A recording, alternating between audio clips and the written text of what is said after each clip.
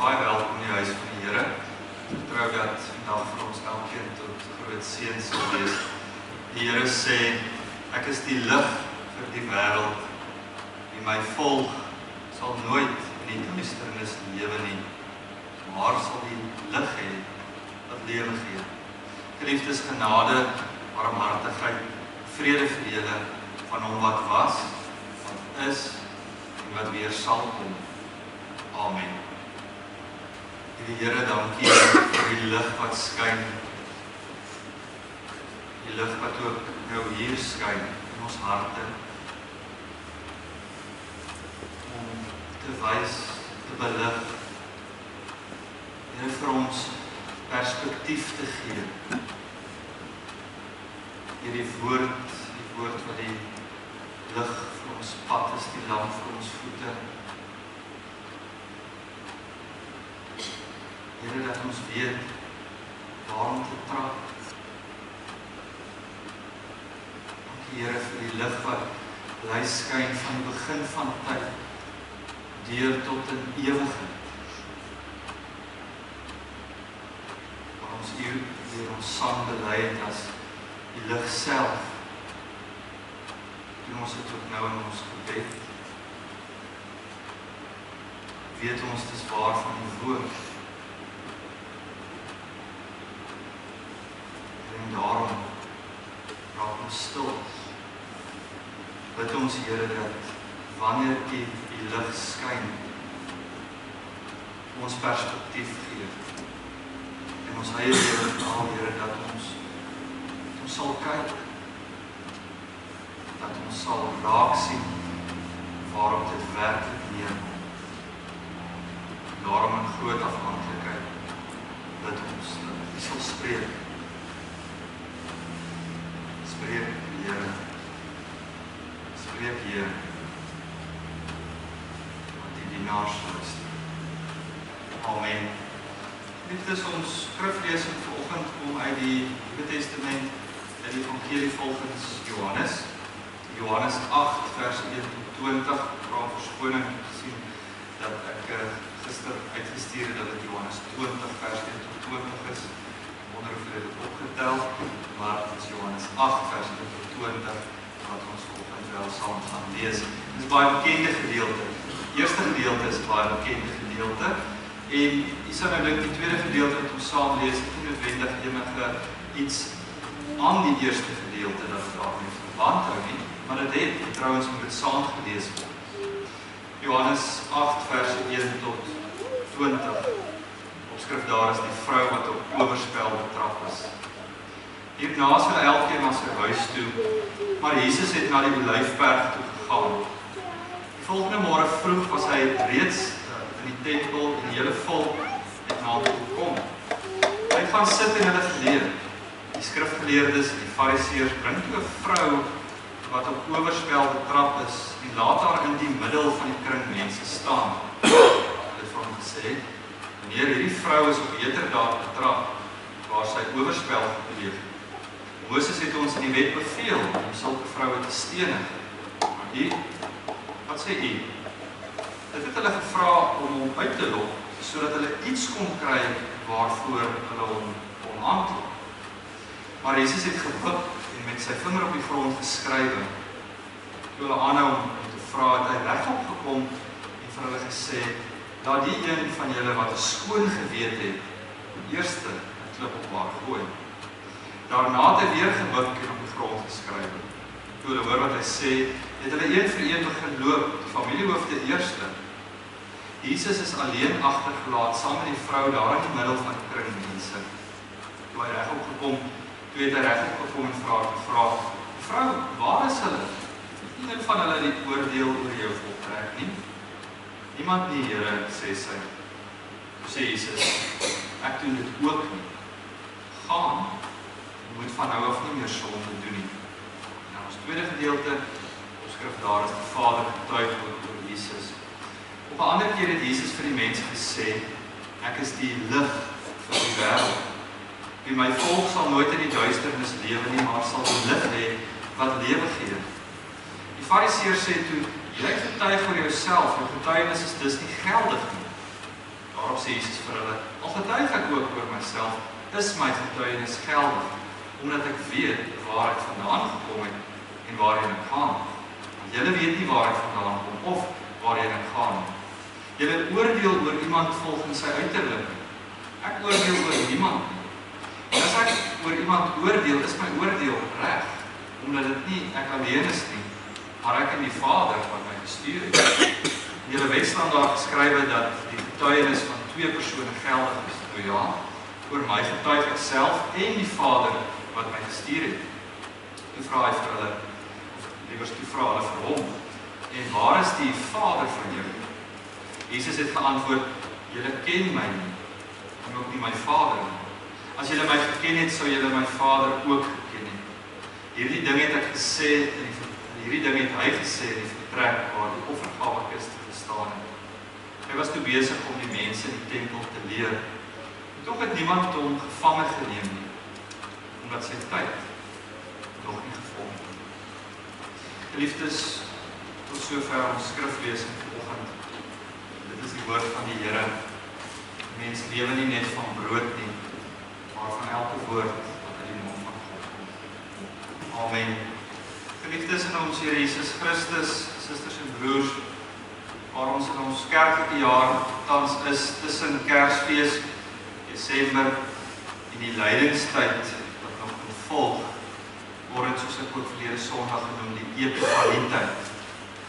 In die tyd Epifanie dui op die lig wat skyn en Christus is self daar die lig. Waar ons in die Epifanietyd dit vier, waar ons aandag gee aan hoe God in Christus verskyn het op aarde. En daarom het die tema lig skyn openbaar. Die belangrikste simbool van die Epifanietyd is eintlik die ster van Bethlehem. Die Bethlehemse ster wat skyn, hierdie lig wat van hoop getuig. Maar dan hierdie inleiding van Kerstyd, Christus wat kom, dan vat mens die blik bietjie weg van die ster en sien eintlik die ware lig wat elke mens verlig, is die kind wat gebore is. En daarom het hierdie lig so 'n tipe van 'n groeiende moment wat ons in Christus en in sy werk sien. En in ons evangelie volgens Johannes, waar ons in Johannes 8 vers 12 gelees het, sê Jesus dan, ek is die lig vir die wêreld. En soos ons die metafoor van lig verstaan, ons ken lig, ons weet wat lig doen, mense van die Bybelse tyd dieselfde. Maar dit is nie ons probleem eintlik om hierdie teks so te verstaan. Maar die verrykende implikasies is van Christus wat sê ek is die lig. Dis eintlik meer die tyd wat Christus dit gesê het. Byvoorbeeld in die evangelie volgens Johannes 8, hoofstuk 8, baie belangrik waar Jesus op hierdie stadium presies dit gesê het wat hy gesê het. Ek is die lig vir die wêreld. Want in die vorige hoofstuk, in Johannes 7, was dit die loofhuttefees. Net so kan ons dit aflei, het die Jode dit gevier. Trou het hulle dit gevier. Die loofhuttefees was 'n gebruik wat die Jode maar in hulle ritueel gevier het. Ons hoef nie na die gebruik self te kyk nie, maar wat hulle gedoen het.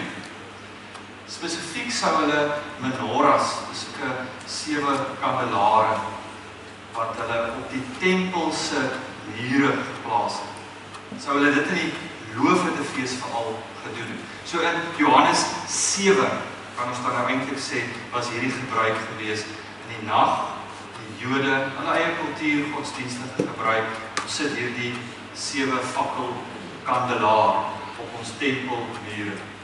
Eintlik was dit 4 van hulle op elke hoek gewees. En die simboliek daarvan is die simboliek van Israel in die woestyn, Israel op reis. Die nag waar God in 'n vuurkolom voor hulle die pad gewys het. Hierdie vuurkolom en hierdie kandelaar sê dieselfde hoop van lig, rigtinggewing. Maar dan, baie belangrik, aan die einde van hulle loofhuttefees, sou hulle hierdie kandelare afhaal.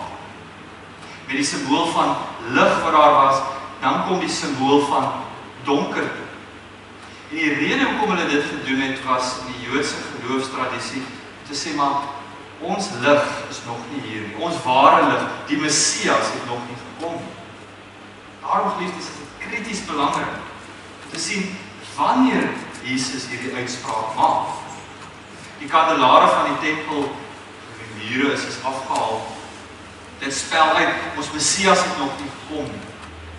En dan die volgende hoofstuk sê Christus, maar ek is die lig. Ek is die lig vir die wêreld. En die skrifgeleerdes het dadelik besef die implikasie van wat Christus nou eintlik sê. Hy sê hy is die Messias. Hy is die hoop. Die hoop op verlossing, die ware Messias. En dit het hulle geplaag. Ons is nou al, in hoofstuk 8 is van Johannes, het daar nou al baie dinge gebeur. En op hierdie stadium was die skrifgeleerdes, om het so te stel, keelvol vir alles wat Jesus nou al sê en doen. Want daar is die hele tyd hierdie verwysing, hierdie lig wat hy werp op hulle eie skynheilige praktyke, op hulle eie donkerte, belig Christus dit. Wys hy, laat hy hulle eintlik so 'n bietjie verleë, want hy wys hulle uit voor almal. En hulle hou nie daarvan. Maar nou op hierdie stadium in Johannes 8 begin ons sien dat hier begin nou groot mate van haat. Nie net ons is ongeërg teen hierdie persoon nie, maar hierdie persoon voel hulle maak nou aanspraak dat hy self God is. Johannes 3 vers 19 tot 20 het Jesus dit oor die lig gesê. So kom die skeiding, die lig het na die wêreld gekom, en tog het mense eerder die duisternis as die lig liefgehad, want hulle dade was sleg. Elkeen wat kwaad doen, haat immers die lig en hulle kom nie na die lig toe nie, sodat sy dade nie aan die kaak gestel moet word. En dit verwys na die skrifgeleerdes, en hulle het geweet, dit verwys na hulle. Daarom het hulle nie hiervan gehou nie. Wat doen Jesus in ons eerste gedeelte wat ons saam gelees het, met die opskrif, die vrou wat op oorspel betrap is? Hy skyn eintlik as ware weer sy lig oor die donker en die wanpraktyke van die geestelike leiers van daardie tyd. En daarom is hierdie metafoor van lig so baie belangrik, veral in hierdie gedeelte van ons evangelie. Ek ken die verhaal, Johannes 8 vers 1 tot 11, Fariseërs en 'n vrou wat op oorspel of heterdaad betrap is, en hulle bring haar in die kring in die middel. Sy is betrap, sy is skuldig. En die feit dat sy op heterdaad betrap is, geliefdes, sê in die teks, daar is onweerlegbare getuienis teen haar. Sy is skuldig. Daar is nie nog 'n vraag eintlik daaroor. Maar dan kom die slinksheid van die Fariseërs, die familiehoofde na vore. Van iemand wat hulle Bybel, kan ons dit dan nou so noem, ken, maar wat die hart daarvan mis. Hulle ken wat daarin staan, maar hulle mis die intensie. Hulle bring hierdie vrou voor Jesus en hulle sê vir hom, sy is op heterdaad betrap, sy is skuldig, en jy weet wat sê ons eie wet, wat met sulke mense gebeur. Haal ook dan nou sekerlik die skrifte aan, op die eie tyd kan jy gerus Levitikus 20, Deuteronomium 22 gaan lees. Dis deel van die wet. Iemand wat skuldig is aan oorspel, moes gestenig word. Maar gerieflikheidsondhalwe vergeet hulle om aan te haal ook dat die man en die vrou sou wees, saam wat gestenig moes wees. Hierdie gedeelte gaan jy agterkom, maar dit is nie regtig so seer dat wet en orde en reg moet geskied nie. Hulle wil Jesus net toets, op die proef stel, hulle eie slinksheid. Hulle bring net die vrou, waar is die man? Die eerste groot vraag wat ons, wat ek dink uitklop al reeds aan die Fariseërs sou wees. Maar die teks noem, hulle wou Jesus uitvang. Want sou Jesus sê, ja, sy kon gestenig word, dan was Jesus skuldig. sou hy sê nee, was hy ook vas en skuldig. Eerstens sou Jesus sê dat sy nie gestenig moes word nie. Kan jy eintlik hoor wat die fariseërs op plaas sou sê, veral voor die mense daar. Ja, hierdie man wat julle so aanhang, hy doen nie wat julle eie tekste sê nie. So kom glo julle hom. Hy oortree die wette, ons eie wette. Sou Jesus sê dat sy gestenig moes word. Sou die fariseërs en die familiehoofde dadelik gegaan het na die Romeinse regering van die tyd en sê, hierdie man is skuldig aan iets soos aanhitsing tot geweld. Maar dit was onwettig, jy kon nie net iemand gestenig het wie jy wou in daardie tyd nie, want die Romeine heers oor jou. Dis hulle wat hierdie oordeel sal voltrek. Nie net sommer die Jode wat kan doen soos hulle wou nie. So wat ook al geliefdes, Jesus hier antwoord, sou hy in 'n mate hom vasgeantwoord het. Wat doen Jesus? Hy maak eintlik dat sy lig helderder skyn oor hierdie valsheid, oor hierdie skynheiligheid en onder dit die duisternis en die donkere motiewe van hierdie skrifgeleerdes. Baie interessant in die teks, kan ek as ware voor jou sien afspeel. Hulle praat met Jesus, maar hy buig af en hy begin op die grond iets neerskryf. Tot vandag toe weet ons nie wat dit is nie, ons spiegel maar gewoon daaroor wat dit is wat Jesus neergeskryf het. Hoekom het hy iets daar neergeskryf? Sommige beweer Jesus het soos 'n Romeinse regter eintlik sy uitspraak neergeskryf.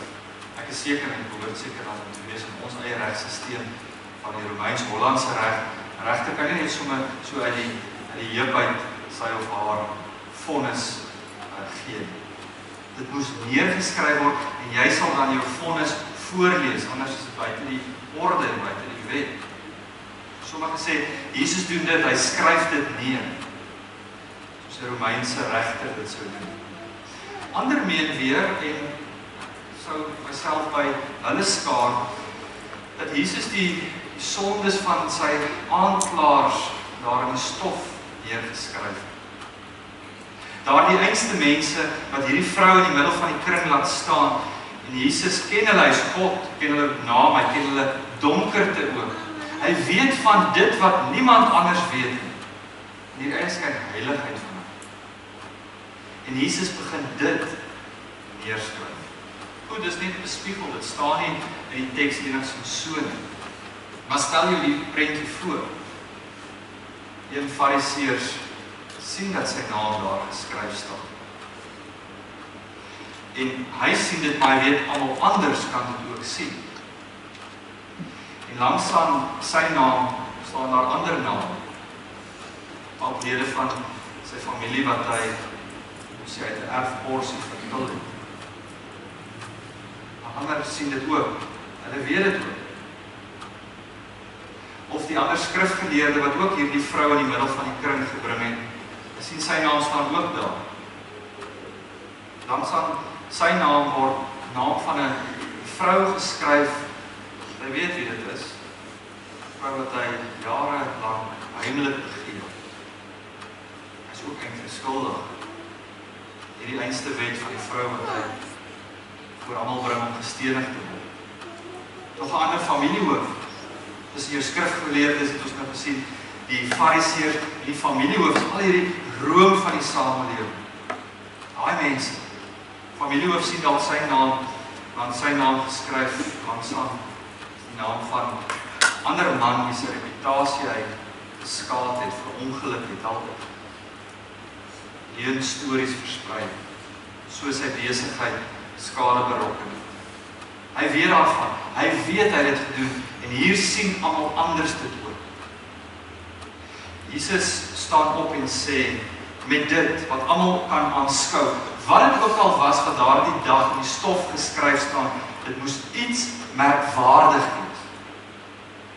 Want hy sê dan, laat die een van julle wat skoon geweet het, eerste 'n klip op haar gooi. Fariseërs, familiehoofde, geliefdes het eintlik aan hulle lywe die betekenis van Hebreërs 3 vers 14 ernstig gevoel waar sê dat niks in die skepping vir God verborge is. Geen donker hoekies van die mense bestaan. Dan lees jy baie pertinent in die teks, watter volgorde het die mense ook geloof. Familiehoofde, daardie room van die samelewing, hulle was die eerstes om die wijk te neem. Eerste geloof, met die suggestie, ja, hulle is die skuldigste. Hulle lysie was die langste gewees daardie dag. Jesus se lig skyn oor duisternis. En die duisternis kan nie tred nie. Nou geliefdes, ongelukkig, as ons praat van hierdie simbool van lig wat skyn, en God se lig wat geskyn het daardie dag, oor daardie wanpraktyk en daardie donkerte, dadelik tref mens daardie selfde brug, ook met ons eie lewe. En so is daar mense, met dit dat Christus se lig in ons lewe skyn en daar geen donker hoekie is die mens se reaksie daarop, op God se lig, om te wil vlug. Want is skaamte en skande, my sonde word tentoongestel, blootgestel, voor die heilige God. Dit is soos Adam en Eva, presies het hulle dieselfde gedoen, in die bos weggekruip, donkerte. Maar dis, geliefdes, nie wat die lig probeer doen. Die lig wys uit wat is lig en wat is duisternis. Die lig wys uit wat is donkerte en sonde en hopeloosheid. Maar juist nie ten doel vir die mens om te vlug, maar juist nader. Want as Jesus sê, ek is die lig vir die wêreld, vir my volk sal nooit in die duisternis lewe nie, maar sal die lig hê wat lewe gee. Dan sien ons juis God se liefde daarin. Dan sien ons juis God in Christus se genade wat die mens nader trek.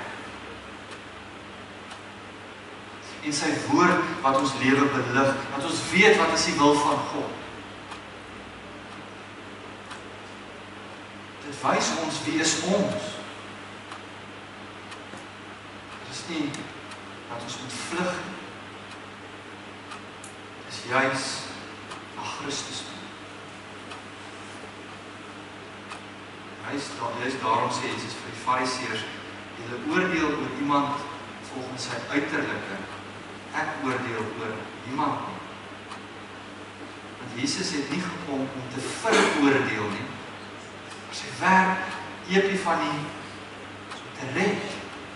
'n lig te skyn ter redding. Dis die evangelie. Geliefdes, en dit sien ons eintlik duidelik in sy optrede heens hierdie oorspelige vrou. Toe almal daar weg is en Christus alleen oorgebly het, sê die teks eintlik waar, dis Christus is die enigste een wat haar mag stenig daardie dag. Hy is die sondelose. Maar Jesus doen dit.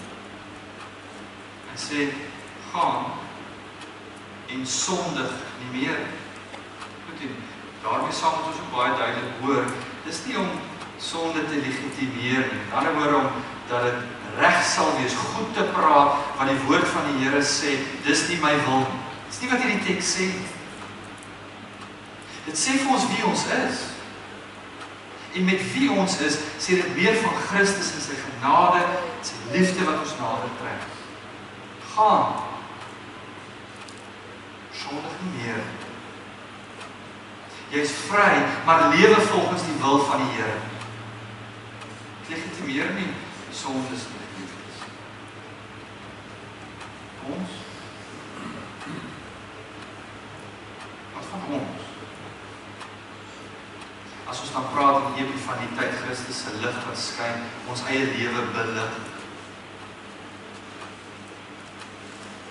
Die lig van die Here wat in ons lewe skyn, maar verder ook, wat doen ons met daardie lig? Skyn dit, straal dit uit. En dan nou nie soos die Fariseërs van die tyd, dat dit oor my gaan en my lig nie, want dit is, in die Afrikaans sê dit baie mooi, skyn om heilig te wees. Dis 'n lig wat skyn en mens die afleiding maak, God kry die eer. Dit gaan oor God, sy lig wat skyn, en nie die mens wat ons dink lig is. Christus. So dan vra die teks weer hierdie vraag. En jy? Hoe skyn jou lig? En kan jou kinders, jou kleinkinders, die mense wat sien, en glo my, mense sien baie meer van ons as wat ons dink, sien hulle Christus se lig? Wat sien hulle? Verlig ons lewe aan. Reg aan die begin, geliefdes, van Johannes lees ons hierdie sterk konnotasie van metafoor en lig. Die ware lig wat elke mens verlig, was aan kom na die wêreld, verwysende na Christus. Hy was in die wêreld. Die wêreld het deur hom tot stand gekom, tog het die wêreld hom nie erken nie. Hy het na sy eiendom toe gekom en tog het sy eie mense nie aangeneem nie.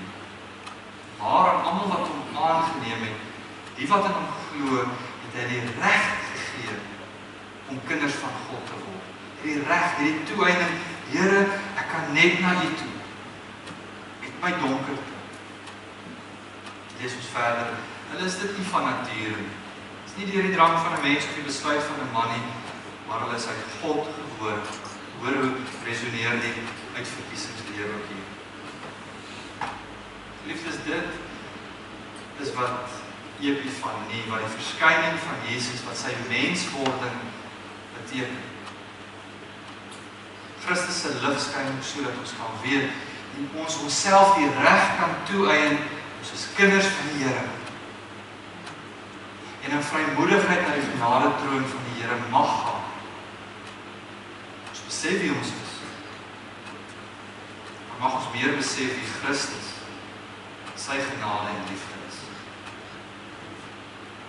Maak weer die vraag, leef ons in Jesus se lig? Soos mens praat van metafoor en oor lig, kan dit baie maklik teoreties oorpraat. Eintlik dink ek Efesiërs 5 spel dit ons mooi uit. Die implikasie van my lewe hier, nou, vandag, hoe laat ek my lig skyn, pragtig beeld.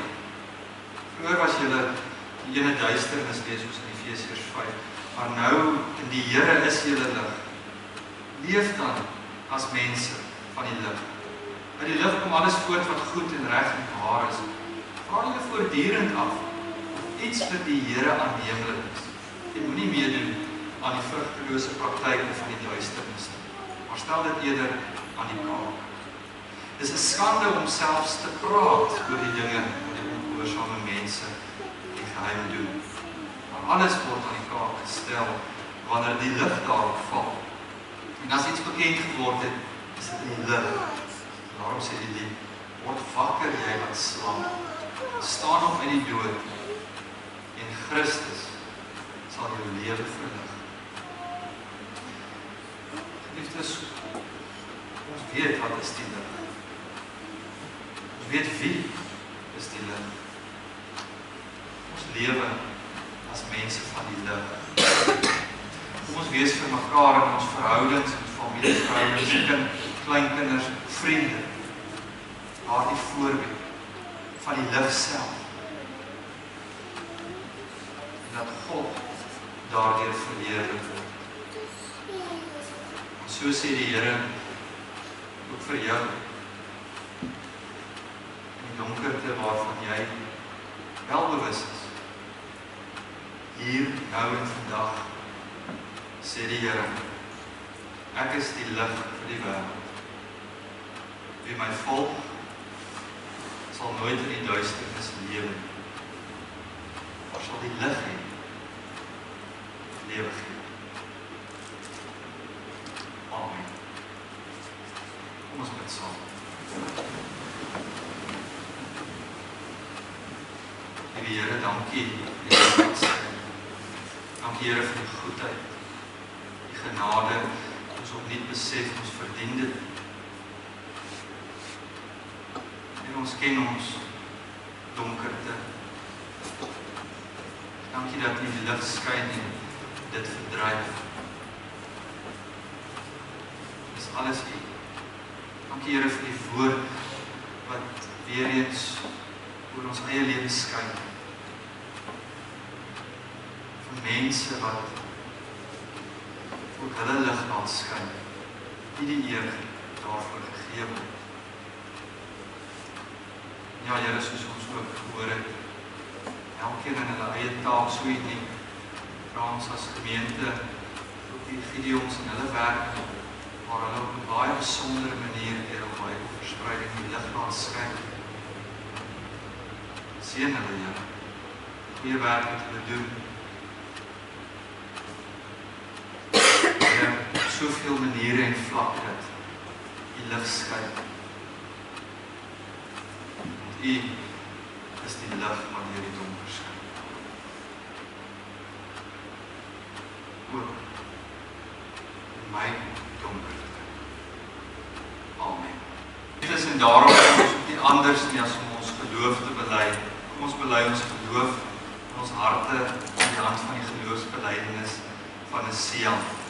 Ons glo in een God, die almagtige Vader, die skepper van die hemel en die aarde, en van alle sienlike en onsienlike dinge, en in een Heer Jesus Christus, die eniggebore Seun van God, gebore uit die Vader voor alle tye, God uit God, lig uit lig, waaragtige God uit waaragtige God, verwerk, nie gemaak nie, een in wese met die Vader, deur wie alle dinge ontstaan, en wat terwille van ons die mense en terwille van ons saligheid neergedaal het in die hemel, vlees geword het deur die Heilige Gees uit die maagd Maria en mens geword het, wat selfs vir ons gekruisig is onder Pontius Pilatus, gelei het en begrawe is, en op die derde dag weer opgestaan het volgens die skrifte, wat opgevaar het na die hemel en wat sit aan die regterhand van God die Vader, wat weer sal kom met heerlikheid om te oordeel die wat nog lewe en die wat reeds gesterf het,